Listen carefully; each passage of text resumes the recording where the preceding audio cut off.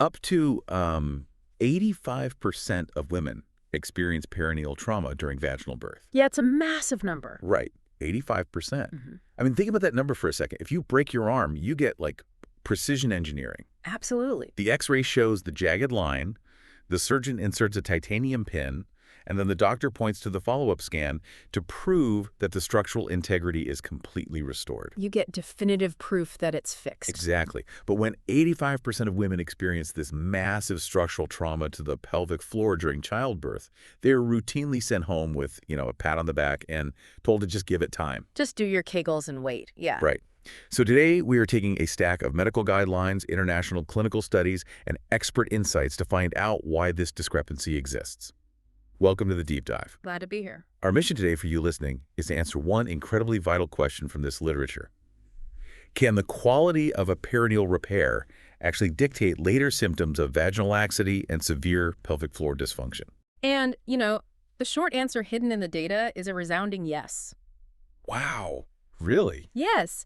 And what we uncover when we look at this through the lens of structural engineering rather than just standard obstetrics is pretty eye-opening. Because it's not just a superficial cut, right? No, not at all. We are dealing with complex anatomy, highly specific suturing mechanics, and this cascading domino effect when that initial wound healing fails. Okay. So since we're treating this like a structural engineering problem, the first point of failure is often the building material itself, right? The sutures. Exactly. The guidelines in our sources zero in on one specific synthetic absorbable suture type for this trauma. It's called Vicryl Rapide. Right. And instead of just accepting that it works, let's look at the why. Because the sources note that older materials, like catgut, used to cause immense inflammation. Yeah, catgut actually relied on the body's own immune system to break it down. Oh, wow. It did that through a fairly aggressive inflammatory response, which, as you can imagine, naturally caused the patient a significant amount of localized pain. Right, because inflammation hurts. Exactly. Vicryl Rapide, on the other hand, is a polygalactin synthetic. It degrades through hydrolysis. Meaning water in the tissues simply breaks the chemical bonds of the polymer strand over time. Yes. It is a much more elegant biological process. The material is engineered to hold its tensile strength for about 10 to 14 days. Okay, so just under 2 weeks. Why that specific window? That window is critical because it gives the severed muscles and fascia just enough time to form their own preliminary biological bridge. Oh, I see. Right. So once that bridge is formed, the suture's structural job is done, and hydrolysis rapidly dissolves it entirely by day 42. So no one has to go back in and pull them out. Exactly. It dramatically reduces the need for a doctor to manually remove embedded stitches later. And the randomized controlled trials show that directly correlates to less pain in the immediate postpartum months. That makes total sense. But having the right high-tech thread is only half the battle, though. Right. It's also about how you use it. Yeah, the other half is the architectural technique used to actually sew the tissue back together. And reading through the sources, we're looking at a massive departure from how things used to be done. We are talking about continuous non-locking sutures versus the traditional interrupted sutures. Yes. And I want to bring in the Cochrane review here because the data pool is just too huge to ignore. They looked at 16 randomized controlled trials involving over 8,000 women across 8 different countries. Which is incredible. A sample size that large essentially eliminates any anecdotal bias. Completely. And the numbers back up a total shift in technique. The review found that using one continuous stitching method for all 3 layers, so the vaginal mucosa, the perineal muscle, and the skin, was associated with significantly less short-term pain. Less pain and a reduced need for postpartum analgesics, right? Exactly. And it even used less physical suture material. To visualize the mechanics of why this works, think of repairing a seam on a highly flexible, stretchy piece of athletic wear. Okay, I can picture that. Right. If you use one continuous smooth thread, the fabric can move and stretch dynamically because the tension is distributed evenly along the entire length of the repair. That's a great analogy because while using interrupted sutures, meaning, individual stitches, each tied off with its own rigid knot, that creates concentrated focal points of tension. Oh, right, because they're locked in place. Exactly. So when the surrounding perineal tissue naturally swells in the days after birth, those rigid knots don't give. They pull, they pinch, and they can even cause microischemia. Microischemia, that's a lack of blood flow, right? Yeah, a lack of blood flow to the tissue caught inside the tight knot. And that lack of blood flow leads to a minor tissue necrosis and a massive spike in localized pain. Wow. So a continuous stitch is literally a biomechanically superior repair. It allows for edema, the swelling, without strangulating the tissue. Precisely. It sets a fantastic baseline for day one. But the engineering challenge doesn't stop in the delivery room. No, it definitely doesn't. The critical phase is the subsequent tissue healing. And the medical literature has a specific term for when this phase goes off the rails, which is wound dehiscence. Right. Dehiscence is the structural breakdown or separation of a wound that has been sutured closed. Now wait, I have to challenge the audit data provided in the sources regarding how often this actually happens. The rates are all over the place, aren't they? They really are. The systematic reviews show dehiscence rates ranging from 0.0007% all the way up to 24.6%. It's a huge gap. The quarter of all perineal repairs breaking down. That gap is just too wide to be clinically useful. I mean, are these studies lumping in a slightly red stitch that needs some antibiotic cream with a complete catastrophic muscular failure? You're hitting on a major flaw in how postpartum data is historically collected. Because structurally, those are two completely different universes of a quote-unquote complication. Exactly. Many legacy studies only recorded dehiscence if the woman developed a systemic infection or required readmission to the operating room. Ah, okay, so that accounts for that incredibly low 0.0007% figure. Right. Meanwhile, the 24% figure includes even a millimeter of superficial skin separation. So to cut through that noise, we have to look closely at the repair study out of Denmark. Yeah, the repair study. That is arguably the most rigorous piece of literature in the stack, right? Because they actually followed the women long term. Yes, they did. They enrolled 442 women dealing with second-degree tears or standard episiotomies. And just to clarify for everyone, those are injuries that sever the superficial and deep perineal muscles, but they stop short of the sphincter complex. Right, and the Danish researchers established strict criteria for what they termed a clinically relevant wound complication. They weren't looking at minor skin irritation. What were they looking for then? They were looking at anatomically incorrect approximation of the wounds. This means the foundational tissues, the fascia, and the muscle fibers failed to align and knit together, creating a structural gap. Wow. And what were the numbers on that? Out of their cohort, 12% of the women experienced this deep, clinically relevant failure. 12%. And the skin is really just the wallpaper. If the wallpaper looks fine, a cursory follow-up exam might miss that the foundational drywall underneath is completely compromised. That's a perfect way to put it. And that hidden damage sets off a severe domino effect. Right, because they checked back in on these women later, didn't they? They did. When the Danish researchers followed up 9 to 12 months postpartum, the data was stark.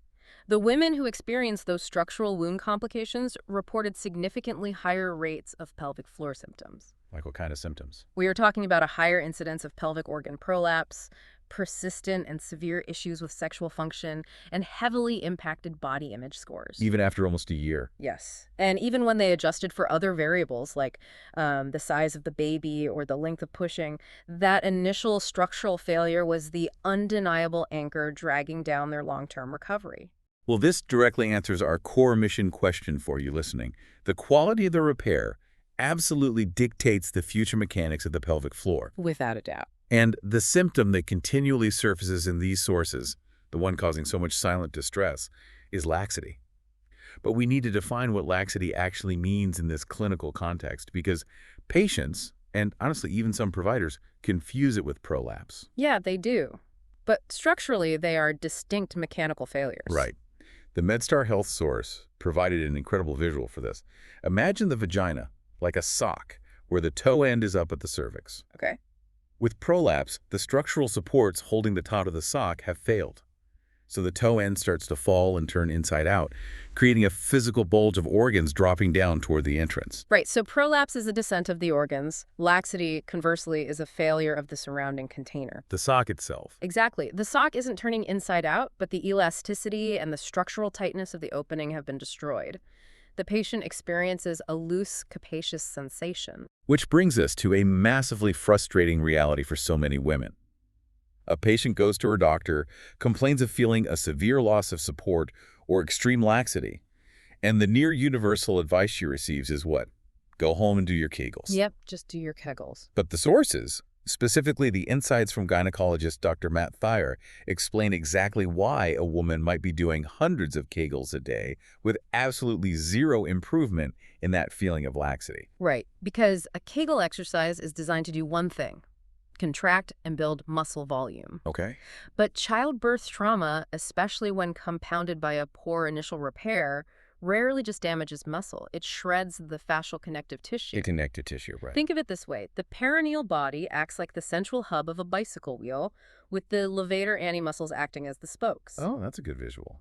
If that central hub is torn and the initial sutures fail to bring those muscle ends back into physical contact with the hub, you are left with a permanent physical gap. The bridge is broken. So when a woman does a Kegel, the muscle itself might be firing, it might be getting stronger, but because it is completely detached from its anchor point, it is like pulling a string that isn't tied to anything. Yes, it just bunches up on one side without actually tightening the vaginal canal. It is a profound mechanical disconnect. Ah. The levator musculature is thinned, it's disattached, or it's permanently separated.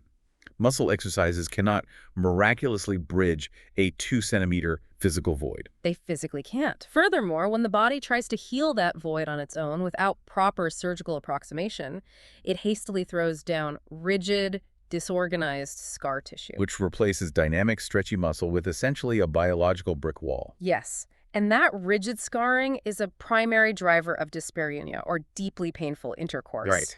The entrance is capacious and unsupported due to the muscle separation, yet it's simultaneously inflexible and painful due to the scar tissue. Oh, wow. It is a dual failure that conservative muscle training alone simply cannot reverse. For the listener, hearing this and having a massive light bulb moment about why their postpartum physical therapy may be plateaued, we need to talk about fixing the foundation.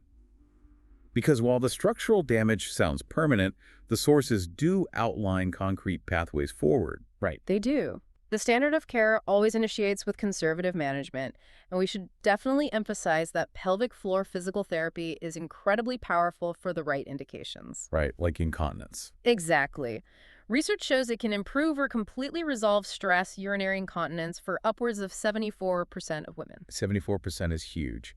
And physical therapy is phenomenal for teaching neuromuscular control. Essentially, reminding your brain how to correctly fire muscles that have been traumatized. And a specialized PT can also perform manual therapy to break up superficial scar tissue. But we are talking about the remaining percentage of women whose fascial damage is just too severe, right? Where the muscles are physically retracted. Right. When the central hub of that bicycle wheel is functionally destroyed, we have to look at surgical reconstruction.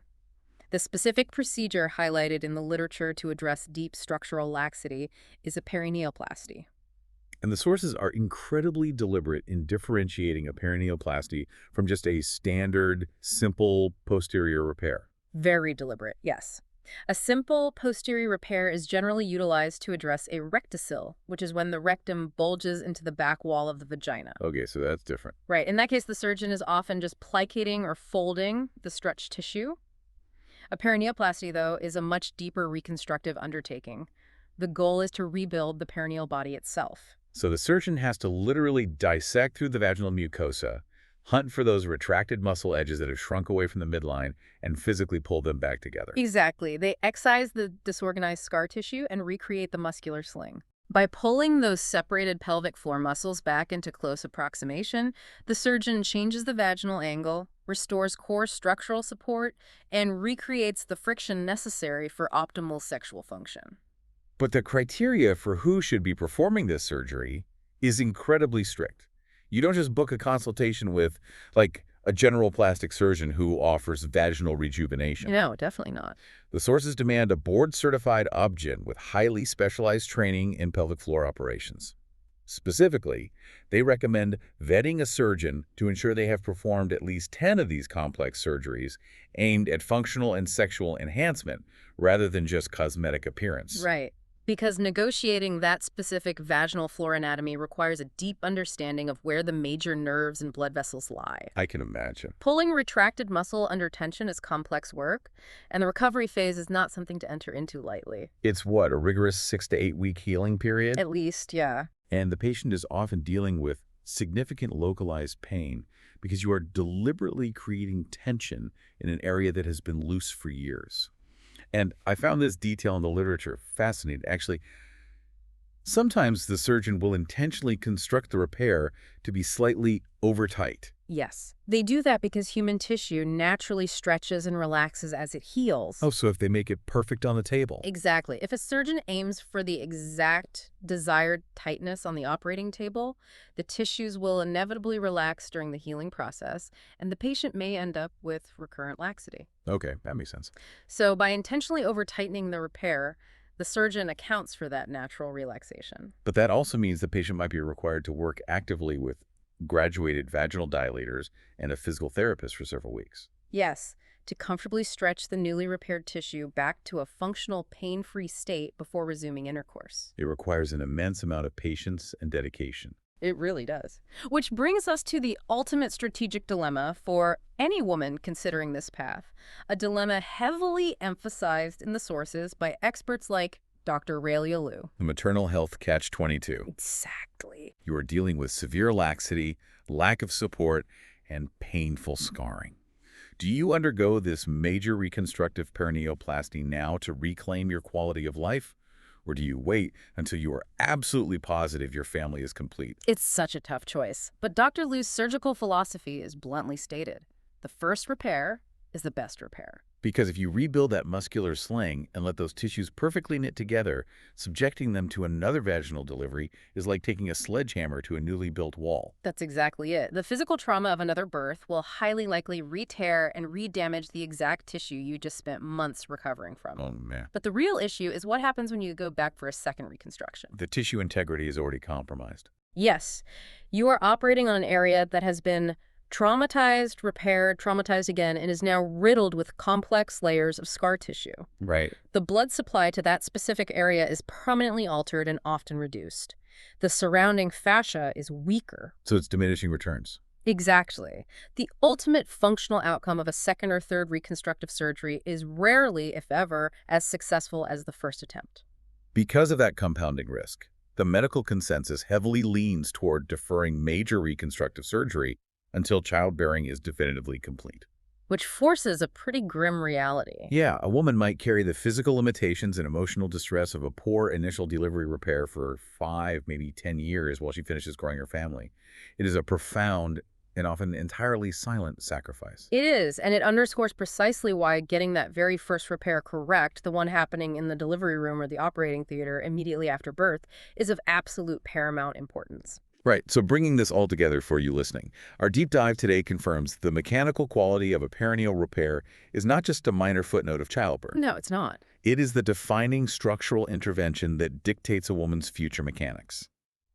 The utilization of advanced sutures like Vicryl, the shift to continuous suturing techniques to distribute tension and prevent tissue necrosis, the critical imperative to prevent deep fascial wound dehiscence.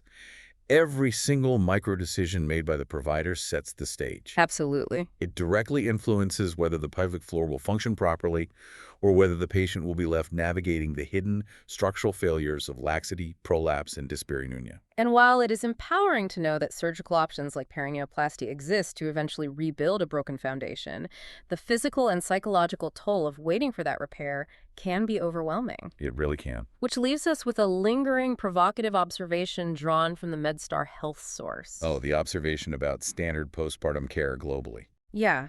We read that in countries like France, every single new mother automatically receives a prescription for pelvic floor physical therapy as a baseline standard of postpartum care. It isn't something they have to beg for. It isn't a luxury. No, it is automatic. Wow. And given the sheer scale of the engineering failure we have just unpacked, understanding how easily deep structural tears can heal improperly, how hidden fascial damage completely evades standard visual exams, and how a compromised repair can rob a woman of her core stability and sexual function for decades, Right. it begs a massive question.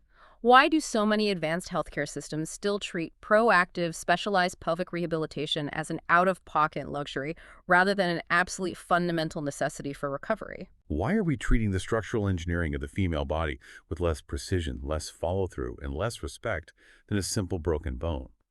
It is a reality that really demands a radical shift in how we view postpartum care. Thank you for joining us on this deep dive into the hidden mechanics of perineal repair. Keep questioning the standard advice you are given. Keep advocating fiercely for your own structural health, and keep exploring.